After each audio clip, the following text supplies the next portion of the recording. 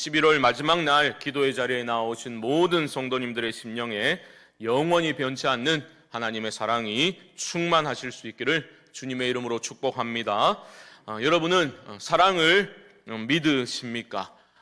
영화 봄날은 간다 이런 영화 보면 유명한 대사가 있지요. 여주인공이 남친에게 헤어지자라고 말하니까 했던 유명한 대사가 있습니다. 어떻게 사랑이 변하니? 라는 대사입니다. 영화도 좀 가끔 보시고 그렇게 하시면 좋습니다. 어떻게 사랑이 변하니? 어떻습니까? 여러분은 변치 않는 영원한 사랑을 경험하셨습니까? 저는 오늘 시시각각 빠르게 변하는 세상 속에서 우리를 붙들어주는 그러한 참된 사랑에 대해서 좀 말씀을 나누고자 합니다. 제가 나누고자 할 그 사랑은 은혜라는 개념과 분리될 수 없습니다. 우리가 잘 아는 그 사랑, 온전한 사랑, 그 사랑은 은혜와 반드시 함께 가는 것입니다. 먼저 그러면 은혜를 한번 생각해 보시지요. 우리 신자들은 은혜라는 말을, 그 단어를 매우 자주 사용하죠. 여러분 오늘 하루 동안 은혜라는 단어를 몇 번이나 사용해 보셨습니까? 어쩌면 너무 가볍게 사용하는 거 아니냐, 치킨 먹을 때 닭다리 집히면 은혜다 이렇게 말하고, 너무 쉽게 빈번하게 가볍게 은혜라는 단어를 사용하는 경향이 없지 않아 있지만, 그럼에도 불구하고 이 은혜라는 단어는 믿는 자들, 하나님의 자녀들이 끊임없이 사용하고 마음에 새겨야 마땅할 한 단어다라는 생각을 하게 됩니다. 여러분, 은혜가 무엇입니까? 은혜는 하나님께서 피조물에게 값없이 베풀어 주시는 모든 좋은 것을 총칭하는 것이 바로 은혜입니다. 우리 허물 많은 죄인들에게 값없이 베풀어 주시는 하나님의 호의와 사랑을 가리켜 은혜라고 말합니다. 여기서 중요한 것은 뭐냐면 은혜는 자격 없음을 전제로 하는 거죠.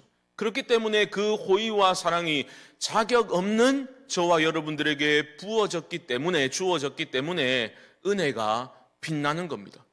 내가 받을 자격이 있으면 그게 뭐가 고맙습니까? 그렇죠? 당연하게 여기겠죠. 하지만 도무지 우리는 자격이 안 되는데 하나님이 호의와 사랑을 우리에게 베풀어 주셨습니다. 그게 바로 은혜라는 것입니다.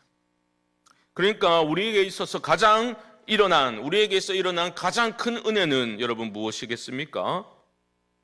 바로 죄사함의 은혜입니다. 죄사함의 은혜. 이것을 속죄의 은혜지요. 그러니까 에베소서 1장 7절 말씀 한번 보여주시죠. 이렇게 말합니다. 우리 한번 함께 읽어볼까요? 시작. 우리는 그리스도 안에서 그의 은혜의 풍성함을 따라 그의 피로 말미암아 속량 곧 죄사함을 받았느니라. 아멘. 이게 가장 큰 은혜예요. 죄 때문에 하나님과 우리는 단절되어 있었죠. 사도 바울은 죄 가운데 죄와 허물로 너희가 죽었었다라고 말합니다. 죽을 우리가 아니라 죽었었다라고 말하고 있죠. 하나님과 단절되어서 생명에서 단절되어 있던 우리들을 하나님이 살리셨습니다. 그것을 바로 그의 은혜의 풍성함을 따라 그의 피로 말미암아 속량 곧 죄사함을 받았다라고 말하고 있는 겁니다. 하나님과 우리를 가로막고 있던 그 죄 문제를 하나님이 인간이 되시고 성육신이죠.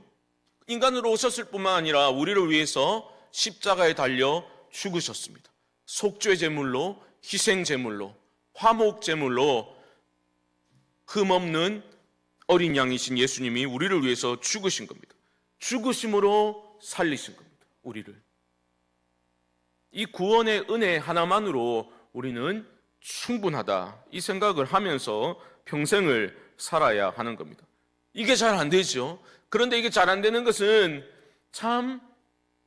참으로 그 죄악된 습성이 남아 있어서 그것을 구원의 은혜를 감사하지 못하는 것은 우리의 잘못이지, 무감각해져 가는 것은 우리 편에 있어서 잘못된 것이지, 하나님이 하신 일 자체, 그 구원의 은혜, 그 영광은 결코 퇴색될 수가 없는 거죠.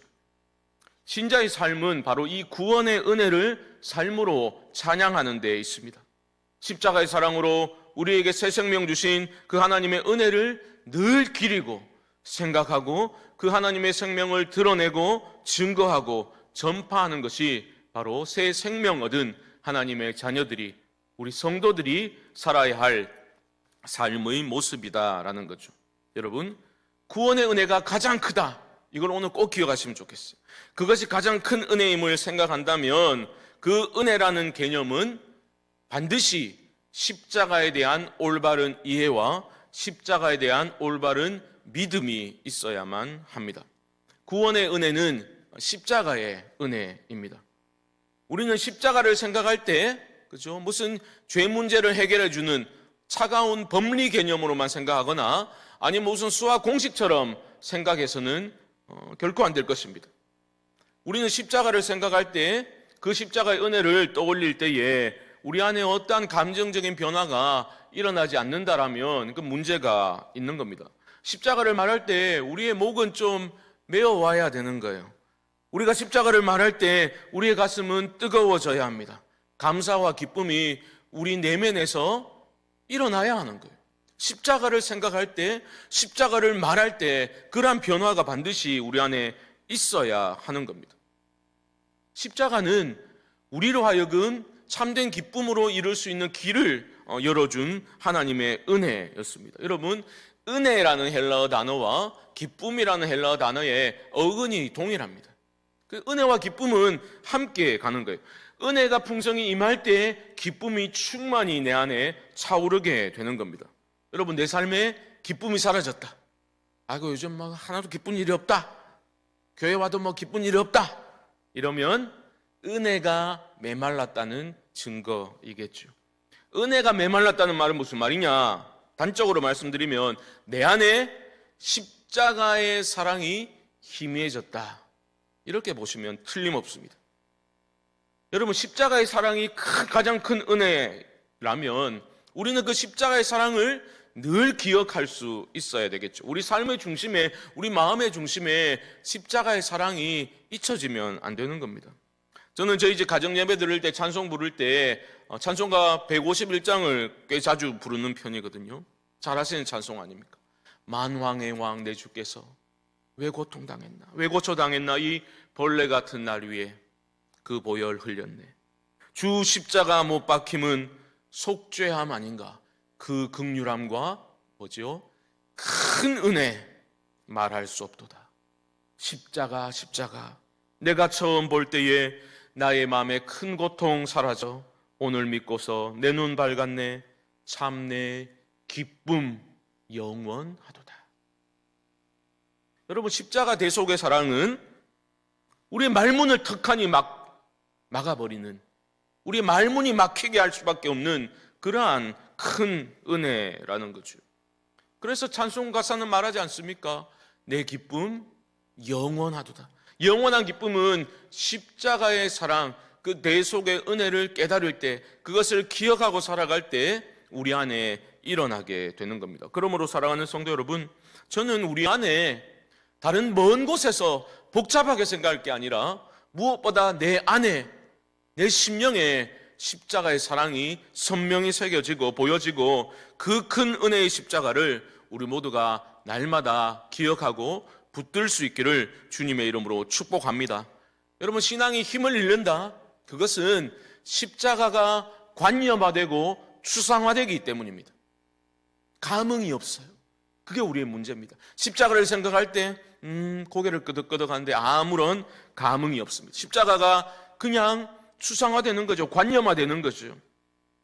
그렇게 해서는 결코 여러분 충만한 은혜를 누릴 수가 없는 거죠.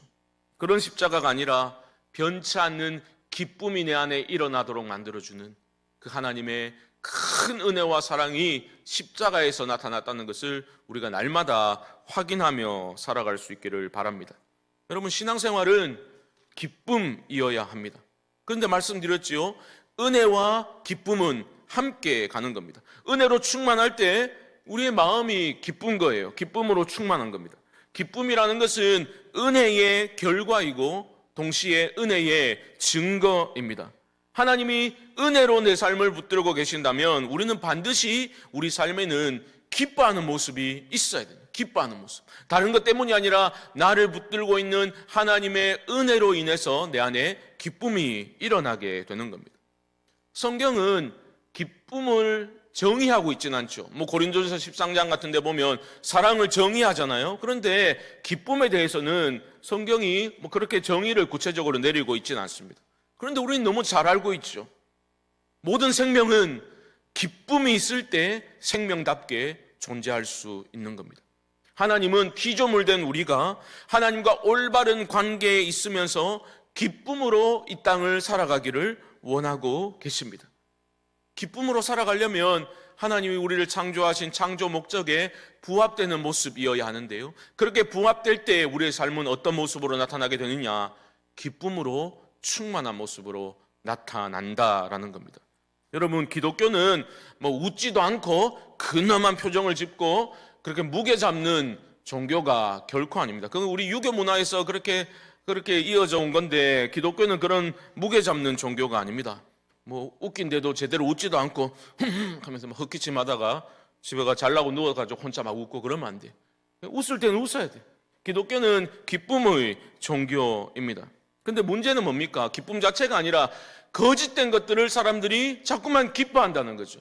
참된 기쁨이 어디 있는지를 모른 채 거짓된 기쁨에 빠져 살아가고 있는 게 이 세상의 문제이겠습니다. 그럼 우리는 이 시간 생각해 봐야 되겠죠? 여러분, 요즘 뭐 때문에 그래 기쁘십니까?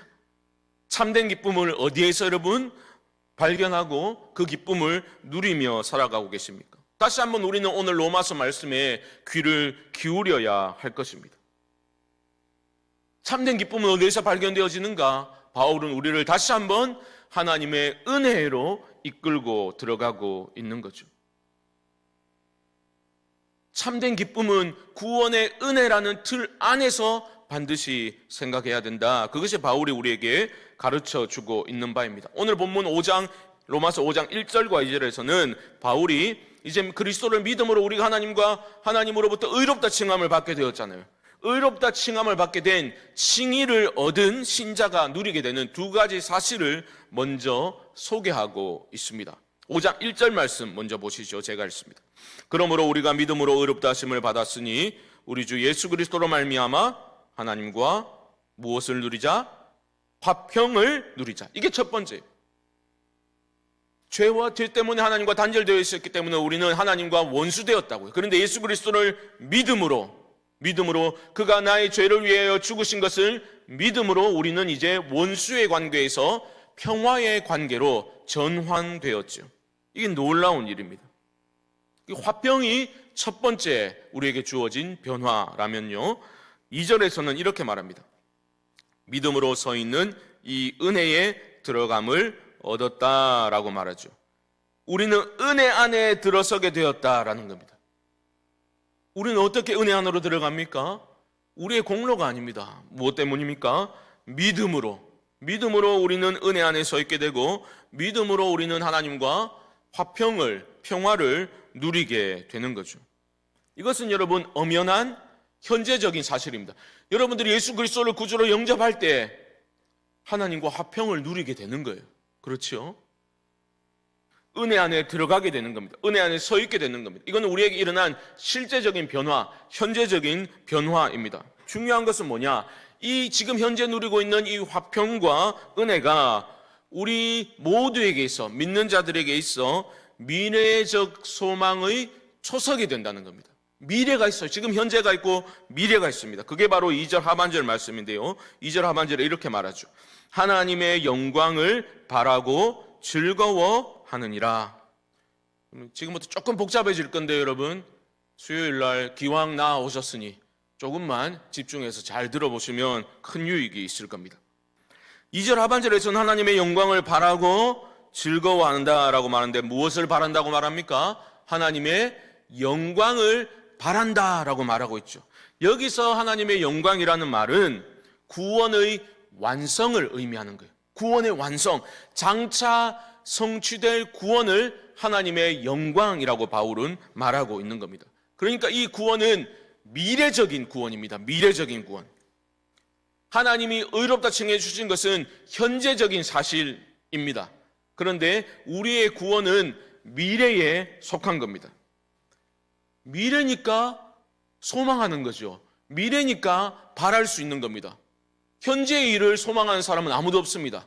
아직 오지 않았기 때문에 바라고 소망하는 거예요. 구원의 영광, 그죠? 구원의 그 미래적인 구원을 소망하는 겁니다. 그런데 바울은 뭐라고 말합니까? 이 미래적 구원에 대한 소망을 말하는데 그치는 게 아니라 그것을 즐거워한다라고 말, 즐거워한다. 이것을 직역하면 이렇습니다. 여러분 잘 들어보십시오. 우리는 하나님의 영광의 소망으로 기뻐한다, 즐거워한다. 근데 아까 하나님의 영광이 제가 뭐라고 했습니까? 구원의 완성이라 했죠. 그러니까 우리는 구원의 완성에 대한 소망으로 기뻐한다, 즐거워한다, 바울이 말하고 있는 겁니다. 근데 여기서 기뻐하다, 즐거워하다로 번역된 그 원어의 뜻은 자랑하다라는 뜻이에요. 자랑하다. 여러분 이게 연결되잖아요, 당연히. 그렇지 않습니까? 내가 막 너무 좋아요, 너무 기뻐요. 그 기쁨을 감추지 못하는 것이 외적으로 드러나게 되면 뭘 하는 거죠? 그게 자랑하는 거잖아요. 내가 너무 기뻐가지고, 내가 내 자식 보고 막 너무 기뻐가지고, 막 너무 좋아가지고 막 이렇게 기뻐하는 게 그게 밖으로 툭 튀어나오면 뭐 됩니까? 자식 자랑되는 거죠. 내가 기뻐하는 것이 자랑하게 되는 겁니다. 숨길 수 없기 때문에, 숨길 수 없는 기쁨은 우리가 자랑의 모양으로 나타나게 되는 거죠. 지금 사도 바울이 자랑한다라고 말하고 있는 겁니다. 무엇을요? 미래의 구원을 기뻐하고 즐거워할 뿐만 아니라 너무나 확신하기 때문에 자랑한다라고 말하고 있는 거죠. 이어지는 로마서 5장 3절과 4절을 보면 언뜻 보면 좀 이상합니다. 여러분 한번 보십시오. 다만 이뿐 아니라 우리가 환난 중에도 즐거워하나니 이는 환난은 인내를, 인내는 연단을, 연단은 소망을 이루는 줄 알미로다. 보십시오. 미래 구원이 확실하다라고 그것을 강조했던 사도 바울은 이 구절에서 환난 중에도 성도는 즐거워한다라고 말하고 있습니다. 그렇죠? 앞구절처럼 구원의 완성을 자랑스러워한다, 그렇게 이제 확신을 보여주었던데 바울이 그렇게 보여주었지 않습니까? 그런데 여기서 뭐라고 말합니까? 환난 중에 즐거워한다라고 말하고 있죠. 여러분 좀 이상하지 않습니까? 환난에도 불구하고가 아닙니다. 환난 중에도 즐거워한다라고 말하고 있는 건데요. 이게 왜 중요하냐? 놓치면 안 되는 이유가 여기에 있습니다. 이게 정말 우리가 믿는 바가 무엇이냐?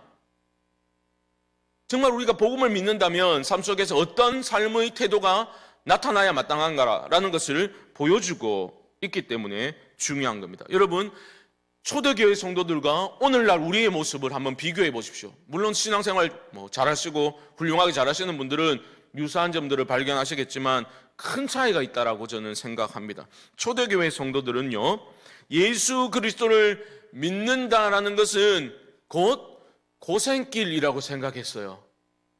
이해되십니까? 예수 그리스도를 믿는다는 것은 곧 환난의 삶으로 이어진다고 그들은 그렇게 믿었습니다. 그렇게 믿고 살았습니다. 예수 믿음을 통해서 그들에게 가장 먼저 찾아온 것은 무엇이었습니까? 삶의 고난이었습니다. 여러분 초대교회 성도들은요, 무슨 번영 신학 이런 거를 도무지 알지 못했어요. 예수 믿으면 건강해지고 삶에 어려움이 없고 무병장수하고 자녀손들 다 잘 되고 내가 원하는 것들이 척척 이루어진다라는 번영 신학 이런 것을 도무지 알지 못했습니다. 그들은 예수 믿으면 내가 고난의 길을 간다고 그들은 믿었습니다. 그렇게 확신했고 예수를 믿으면 자기 십자가를 지고 십자가의 길을 따라 사는 삶을 당연히 살아야 된다라고 그들은 믿었던 겁니다. 큰 차이가 있죠. 초대교회 성도들에게 있어 여러분 환난과 고난이라는 것은 삶의 변수가 아니라 오히려 상수에 가까웠어요. 당연히 받는 것이라고 생각했단 말입니다. 고난을. 오늘날 우리는 어떻습니까? 나 예수님 잘 믿고 헌신하고 헌금도 많이 하고 주일에 봉사도 많이 하고 예배도 빠지지 않고 기도도 열심히 했는데 왜 나에게 이런 일이 생깁니까? 굉장히 의아해하죠. 그리고 분노하죠. 하나님 막 흘겨보고 막 어떻게 나한테 이럴 수가 있냐면서 그런 태도를 우리는 취하기 쉽지 않습니까? 고난을 상수로 여겼던, 변수가 아니라 상수로 여겼던 초대교회 성도들의 그 신앙의 태도와 오늘날 성도들의 모습은 매우 다른 모습을 보여주고 있는 거죠. 우리는 이런 생각합니다. 야, 그럴 거면 몰라 믿노, 그죠? 다 마음 편하게 잘 먹고 잘 살자고 믿는 거지. 이런 생각이 바로 우리가 복음에서 얼마나 멀리 떨어져 있는지를 보여주고 있는지도 모르죠. 제가 여러 번 말씀드렸지 않습니까? 신앙의 핵심은 내 소원 성취에 있지 않습니다. 내가 고통 없이 이 땅에서 편안하게 잘 먹고 잘 사는 것이 신앙의 목표, 예수님을 믿는 목적이 될 수는 없는 거죠. 신앙의 핵심은 순종에 있습니다. 기쁨으로 하나님께 순종하는 것이 우리 성도의 그렇죠? 존재 목적이자 이유라는 거죠. 여러분, 순종할 때 어떤 상황 속에서도, 심지어 고난 중에서도 우리는 기뻐할 수 있습니다. 우리가 그토록 바라는 행복한 삶이라는 것은, 행복감이라는 것은 주께 순종할 때 임하는 것입니다. 행복을 추구하는 것이 아니라 주께 순종할 때 느끼는 것이 행복감이라는 겁니다. 바울은 강조하고 있습니다. 환난 중에도 즐거워할 수 있는 이유는 무엇이냐? 환난은 인내는 연단은 소망을 이루는 줄을 알기 때문이다. 마지막에 뭘 말합니까? 소망을 말하잖아요. 소망은 구원의 완성에 대한 소망입니다. 구원의 완성에 대한 그 소망, 그게 반드시 이루어질 줄을 믿기 때문에 환난 중에도 즐거워할 수 있는 겁니다. 여러분, 우리가 소망 이런 말 많이 하잖아요. 소망. 뭐 월드컵 우리나라 소망 없다. 막 그런 소망 말고 정말 예수님 믿을 때 하는 그 소망 말입니다. 신자의 소망이라는 것은 우리가 삶 속에서 겪게 되는 그 우리의 환난과 어떤 인생의 고통의 무게에 짓눌려서 그냥 꺼져버리고 마는 그러한 소망이 아닙니다. 성도의 소망이라는 것은 그 환난이라는 그 어둠 속에서 더욱 찬란한 빛을 발하게 되는 생명력으로 충만한 살아있는 소망이라는 거예요. 우리가 붙들어야 되는 소망은 그렇게 쉽게 꺼져버리는 그러한 소망이 아닙니다. 살아 역사하는 소망이라는 거죠. 이 소망을 여러분 분명히 발견하게 된다면 우리의 삶이 달라지게 될 것입니다. 바울은 이 소망의 확실성에 대해서 계속해서 강조하고 있는데요. 5절 말씀 한번 보시죠. 5절. 소망이 우리를 부끄럽게 하지 아니함은 이라고 말하고 있죠. 부끄럽게 하지 않는다라는 말의 원뜻은 뭐냐면, 부끄럽게 하다라는 말은 망신 주다라는 뜻이에요. 그런데 신자가, 우리가 가지고 있는, 성도가 가지고 있는 구원의 완성에 대한 소망은 우리를 망신 주는, 부끄럽게 만드는 그러한 헛된 소망이 아니라고 말하는 겁니다. 확실한 소망이라고 말하는 거예요. 반드시 이루어질 소망이다, 바울은 강조하고 있는 겁니다. 여러분, 이 부분에서 여러분 잘 한번 들어보십시오. 바울은 성도들을 향해서 이렇게 말하고 있는 거예요. 이게 진짜 확실한 거야. 이게 확실한 소망이야. 미래에 완성될 구원은 참으로 확실한 소망이야. 왜 그런지 알아? 라고 말하면서 5절 중반절에서 확실한 이유를 이렇게 설명합니다. 5절 중반절 보시면 우리에게 주신 성령으로 말미암아 하나님의 사랑이 우리 마음에 부은 바 됨이니. 여러분 잘 보셔야 돼요. 우리의 미래적인 구원이 확실한 소망이라는 증거가 있다는 거예요. 그 증거가 뭐라는 겁니까? 하나님의 사랑이 우리 안에 부어진 바 된 것이 바로 구원이 확실하다는 증거야 라고 말합니다. 사랑이 부어진 것을 뭐라고 말합니까? 바로 성령이 보증으로 우리에게 주어졌다는 말을, 그 말을 하고 있는 거예요. 사랑이 쏟아 부어진 바 되었는데 그것은 바로 성령이 우리에게 주어진 것이다. 그게 바로 증거다. 이 증거가 있기 때문에 우리의 미래적인 구원은 확실한 소망이다라고 바울은 거듭 강조하고 있는 겁니다. 여러분 생각해 보시면 이건 너무 당연한 말이에요. 하나님의 거룩한 영이 우리 같은 허물 많은 죄인들에게 부어진 바 되었다는 것 자체가 하나님이 우리를 사랑하시지 않는다면 일어날 수 없는 일 아니겠습니까? 그렇기 때문에 그 사랑이 우리에게 부어진 것, 성령이 우리에게 부어진 것이 사랑의 징표가 되고 있는 거죠. 여러분 성령 충만하면, 저도 정말 성령 충만하고 싶은데 그게 기도의 제목인데, 가장 큰 기도의 제목인데, 성령 충만하면 도대체 뭐가 좋습니까? 나를 향한 하나님의 사랑을 크게 깨달을 수 있기 때문에 성령 충만이 귀한 거죠. 그 하나님의 사랑이 나를 살게 한다는 것을 내가 확실히 깨닫고 느끼게 되는 거죠. 그 은혜에 눈을 뜨게 하는 것은 성령으로 충만할 때 온 세상이 하나님의 은혜로 가득 차 있다는 것을 발견할 수 있게 되는 겁니다. 성령으로 충만하면 더 이상 나 자신이 내 삶의 주인이 아니라는 것을 깨닫게 되고, 내 자신이 기준된 삶이 아니라, 기준된 삶이 아니라 하나님의 뜻을 온전히 내 삶의 기준으로 받아들일 수 있는, 또 그렇게 살아낼 힘을 얻게 되는 그런 능력이 임하게 되기 때문에 성령 충만한 것이 너무나 중요한 거죠. 여러분, 이 밤에 기도하실 때에 하나님, 저에게도 성령의 충만함을 허락하여 주십시오. 그래 하나님의 은혜에 눈뜨고 하나님의 은혜와 사랑을 더 깊이 확신하며 살아갈 수 있도록 도와주십시오. 기도하실 수 있기를 주님의 이름으로 축복합니다. 사도 바울은 이 놀라운 하나님의 사랑, 이 극적인 하나님의 사랑의 진원지가 십자가라고 밝히고 있습니다.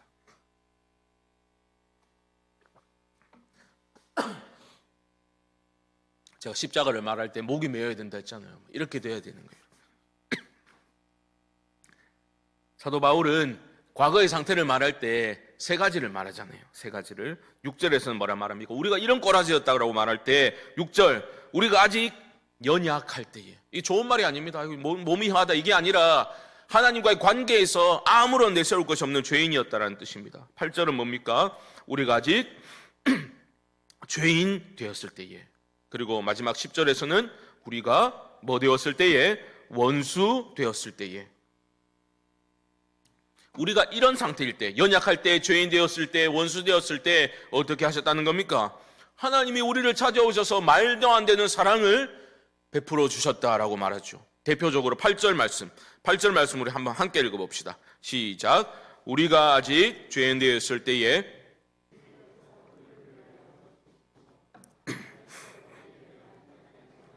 확증하셨느니라. 아멘. 미래의 구원이 확실하다라고, 그 소망이 확실하다라고 말하는 것은 하나님의 사랑이 우리 가운데 부어졌기 때문이다라고 앞서 바울은 말했지 않습니까? 그런데 그 사랑, 부어진 사랑은 어디에서 가장 확실히 나타났습니까? 바로 십자가 위에서 나타난 거죠. 십자가의 사랑, 그 대속의 사랑을 바울은 말하고 있는 겁니다. 여러분, 이제 말씀 마무리를 가는데요. 그렇다면 한번 생각해 보십시오. 바울은 지금 로마 교회 성도들에게 왜 이렇게 계속해서 반복해서 그 미래적인 구원의 확실성에 대해서 강조하고 있는 겁니까? 왜 강조하고 있는 거예요? 여러분, 보통 우리가 구원의 확신이라고 하면 가장 먼저 떠오르는 장면이, 모습은 어떤 겁니까? 전도 폭발 훈련 받을 때, 선생님, 오늘 밤 선생님 돌아가신다면 천국에 가실 확신이 있으십니까? 그런 확신을 우리는 생각하지 않습니까? 내가 이미 받은 구원에 대한 어떤 심리적인 확신, 확인하고자 하는 그러한 구원의 확신을 우리는 먼저 떠올리게 되죠.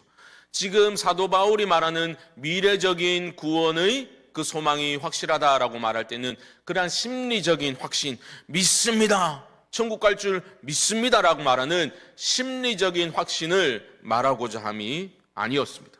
지금 바울이 말하는 것은 이미 받은 구원이다, 그 심리적 확신을 말하는 게 아니라 미래의 구원이 확실하다, 너희 미래의 구원은 참으로 확실한 거야, 그 확실성을 말하고 있는 겁니다. 왜 그런 말을 했을까요? 왜 그런 말을 했을까요? 너희 미래의 구원은 확실해, 이 말을 왜 계속해서 거듭해서 사도 바울은 강조를 하였겠습니까? 초대교회 성도들의 상황 때문이었어요. 상황. 그들은 예수 믿는다는 이유 때문에 고난과 박해를 받았거든요. 환난의 시간을 그들은 통과하고 있었습니다. 그때 그들 안에 이런 의문이 일어나는 거죠.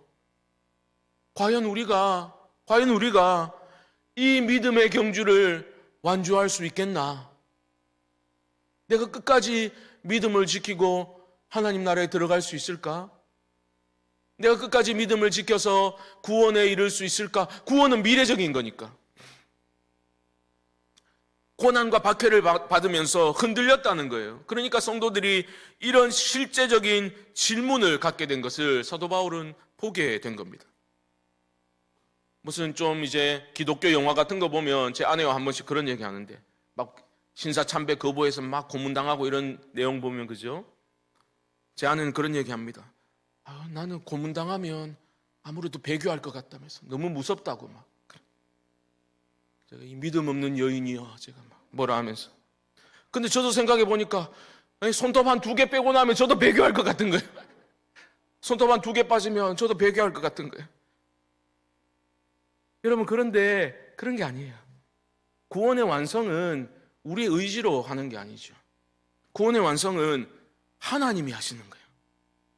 그래서 바울은 구원의 완성은 확실한 소망이라고 강조하고 있는 겁니다. 여러분, 제가 풀어드릴게요. 바울이 말하는 것은 이런 말입니다. 사랑하는 성도님들이여, 우리가 가진 소망은 결코 우리를 실망시키지 않습니다. 우리가 생각해 보십시오. 우리가 의롭다고 칭함받고 하나님과 화평을 누리게 된 것, 이 은혜의 자리에 서 있게 된 것이 도대체 언제 이루어진 일입니까? 우리가 아직 연약했을 때, 우리가 죄인 되었을 때에, 우리가 하나님과 원수 되었을 때에 하나님께서 우리를 위해서 예수 그리스도를 십자가에 못 박아 죽이심으로, 한마디로 우리가 최악의 상태일 때에 가장 귀한 최상의 예수 그리스도를 내어주신 그 하나님께서 그렇게 우리를 의롭다 칭해 주셨는데, 앞으로 남은 이 기간 하나님 우리를, 여러분들을 붙드시지 않겠습니까? 그 미래의 구원의 그 완성의 자리까지 하나님이 인도하시지 않겠습니까? 반드시 하신다는 거예요. 지금 그 말을 바울이 하고 있는 겁니다. 생각해 보라는 거예요. 최악의 상태일 때 최상의 것을 이미 주셨는데, 이미 주신 하나님이 요만큼 남았는데 구원의 완성을 여러분에게 이루어 주시지 않겠습니까? 반드시 하십니다. 그러므로 구원의 영광을 바라보며 기뻐하고 자랑하고 즐거워하고 살아가십시오. 바울이 이렇게 말하고 있는 거죠. 사랑하는 성도 여러분, 제가 왜 장황하게 이런 말씀을 드렸느냐? 결국 우리는 은혜 충만한 삶을 살고 싶잖아요. 기쁨 충만한 삶을 살고 싶잖아요. 그런데 그 기쁨은 다른 곳에서 오는 게 아니라는 거죠. 구원의 기쁨이 근본이라는 것을 우리가 기억할 필요가 있기 때문입니다. 우리의 문제가 뭔지 아십니까? 그건 알아. 실제적인 기쁨을 좀 말해봐. 이게 우리의 문제입니다. 그게 가장 근본적이고 가장 실제적인 기쁨이어야 하는 거죠. 이것이 성도가 누려야 할 참된 기쁨, 유일한 기쁨, 기쁨의 원천은 십자가에 있다는 것을 우리 모두가 깨달아 알 수 있기를 주님의 이름으로 축복합니다. 십자가의 은혜면 충분한 거예요. 여러분, 십자가의 은혜면 충분한 겁니다. 그 십자가의 사랑이 나의 허물과 연약함에도 불구하고 반드시 우리를 구원의 영광으로 이끌어 갈 것임을 확신할 수만 있다면 우리는 환난 중에도 기뻐할 수 있는 겁니다. 사랑하는 성도 여러분, 이 구원의 기쁨이 우리 안에, 특별히 이 시간 찬양하고 기도할 때에 우리 안에 이 확신이 회복될 수 있기를 주님의 이름으로 축복합니다. 구원의 기쁨이 회복될 수 있기를 주님의 이름으로 축복합니다. 우리는 살아가면서 예수님을 잘 믿어 살아가면서 성공할 수도 있고 실패할 수도 있습니다.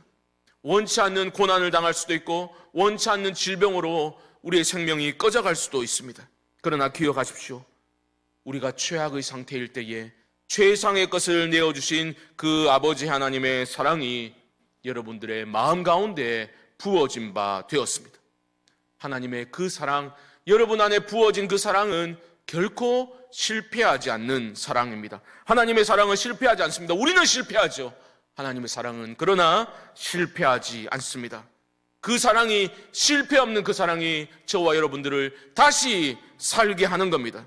자꾸만 나 자신에게로 향하는 삶의 기준점을 다시 한번 주의 뜻대로 맞추도록 우리를 변화시켜 나가는 겁니다. 여러분, 하나님 나라에서는 성공도 실패도 없다 했습니다. 오직 순종만이 있을 뿐입니다. 우리 모두가 이 십자가의 사랑을 회복하여서 십자가 대속의 은혜를 날마다 기억하고 찬양하고 기뻐하고 자랑하는 참된 성도의 기쁨으로 충만한 삶을 살아갈 수 있게 되기를 주님의 이름으로 간절히 축원드립니다.